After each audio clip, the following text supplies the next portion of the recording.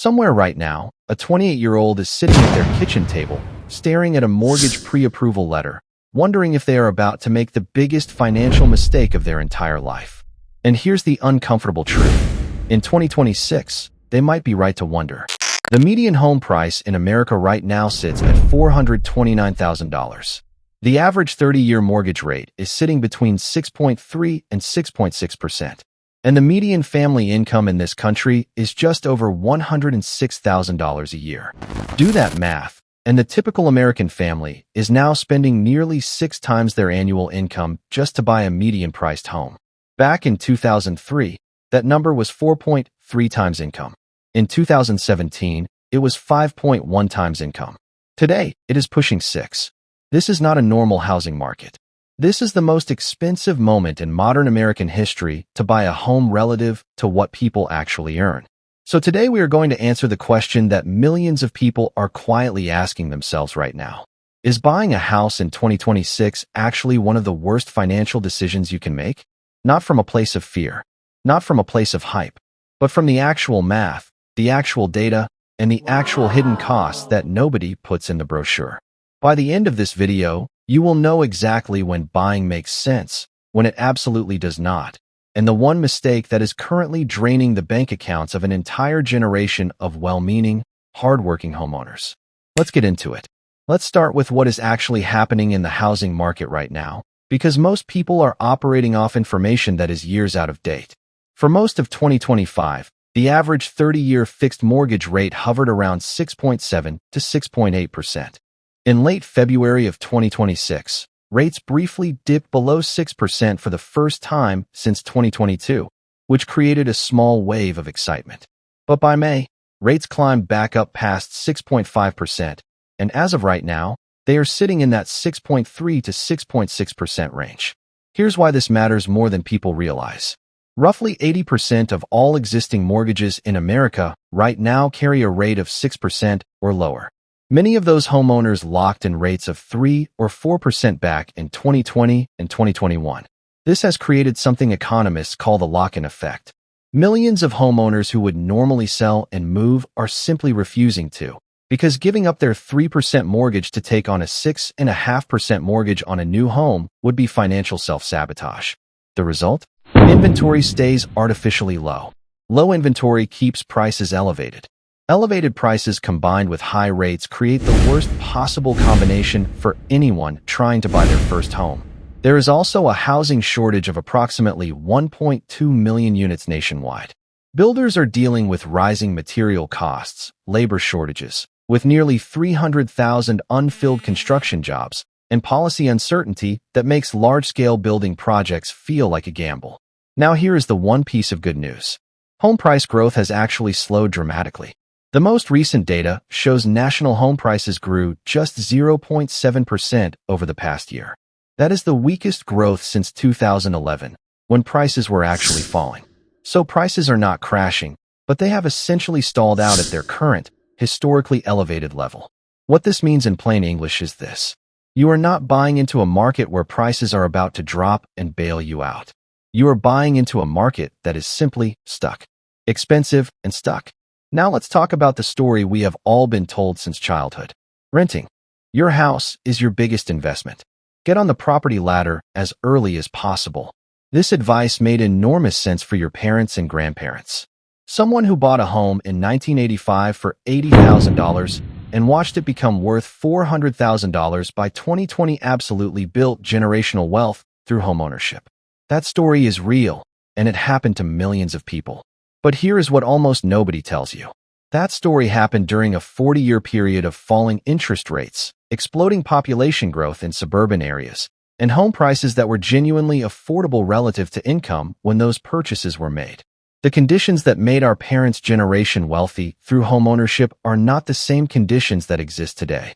Repeating their exact strategy in a completely different economic environment is like using a map from 1985 to drive through a city that has been completely rebuilt. The phrase, renting is throwing money away, is one of the most repeated and most misleading pieces of financial advice in modern history. Because here is what that phrase conveniently ignores. When you own a home, you are not just paying a mortgage. You are also spending money on mortgage interest, property taxes, home insurance, maintenance, repairs, and in many cases, 6% in commission fees the moment you eventually sell. None of that money builds equity either. All of it disappears, just like rent does. The real question was never rent versus buy. The real question has always been, what happens to the money you are not spending on the more expensive option? Let's break down what owning a $430,000 home actually costs every single month in 2026, because the mortgage payment is only the beginning. Assume a 20% down payment of $86,000, leaving a loan of $344,000 at 6.5% interest over 30 years. The principal and interest payment alone comes out to roughly $2,170 a month. Now add property taxes. The national average property tax rate is about 1.1% of the home's value per year. On this home, that is roughly $400 a month. Add home insurance. With rebuilding costs and climate-related risks rising across the country, average insurance premiums have climbed significantly. Budget another $175 a month, and that number is considerably higher in states like Florida, Texas, and California. Now add maintenance. Most financial planners recommend budgeting 1 to 2% of your home's value every single year for repairs and upkeep. Roofs need replacing. Water heaters fail. HVAC systems break down at the worst possible time. On this home, that is another $400 to $700 a month. Even if you don't spend it every single month, the money needs to exist somewhere for the year your furnace dies in January. Add it all together, and the true monthly cost of owning this median-priced home is not $2,100. It is closer to $3,200 to $3,500 a month, and we have not even mentioned closing costs yet, which typically run 2 to 5% of the purchase price, meaning an additional $8,600 to $21,500 due the moment you sign the paperwork. We also have not mentioned the 6% realtor commission you will likely pay when you eventually sell, which on this home would be roughly $25,800 vanishing the day you move out. This is the part of homeownership that never makes it into the inspirational social media posts. Let me make this real with two people. Sarah and Jess, both 30 years old. Both have exactly $100,000 saved. Both earn the same income. Both are deciding what to do in 2026. Sarah buys the median-priced home. She puts down $86,000, pays closing costs of roughly $14,000 a month. Jess decides to rent a comparable home in the same neighborhood for $2,000 a month, which is a realistic market rate for a similar property in most mid-sized American cities right now. She keeps her $100,000 and invests it in a simple, low-cost index fund. She also invests the difference between what Sarah is paying and what she is paying every single month, which comes out to $1,300 a month, into that same index fund. Let's fast forward 10 years. Sarah's home, growing at a conservative 3.5% annual appreciation rate, which roughly matches long-term historical averages, is now worth about $606,000. After 10 years of payments, she has paid down a portion of her loan, and her remaining mortgage balance is approximately $285,000. Her equity, the actual wealth she has built in the home, comes out to roughly $321,000. That sounds impressive. But remember, if Sarah sells, she immediately loses 6% in realtor commissions, which is about $36,000, bringing her real, walkable equity closer to $285,000. Now let's look at Jess. Her initial $100,000, invested in an index fund averaging a historical 10% annual return, has grown to roughly $259,000 after 10 years. Her additional $1,300 a month, invested over that same period, has grown to approximately $268,000. Add those together, and Jess's total investment portfolio after 10 years is worth roughly $527,000. Read those two numbers again. Sarah, the homeowner, $285,000 in real, sellable equity. Jess, the renter who invested the difference, $527,000 in liquid, flexible wealth. Jess comes out roughly $240,000 ahead. And unlike Sarah's money, which is locked inside a house that takes months to sell and thousands of dollars in fees to access, Jess's money is liquid. She can move cities for a better job opportunity without penalty. She can access it for an emergency without taking out a loan against her own house. She has options that Sarah simply does not have. This is not a hypothetical trick designed to make renting look good. This is what happens mathematically in the current 2026 environment, when mortgage rates sit above 6% and home prices sit at nearly 6 times the median income. Now, before you go cancel your home search entirely, I need to be completely fair here, because buying a home is absolutely still the right decision for millions of people. The math simply depends heavily on your specific situation. Buying makes strong financial sense when you plan to stay in the same home for at least 7 to 10 years.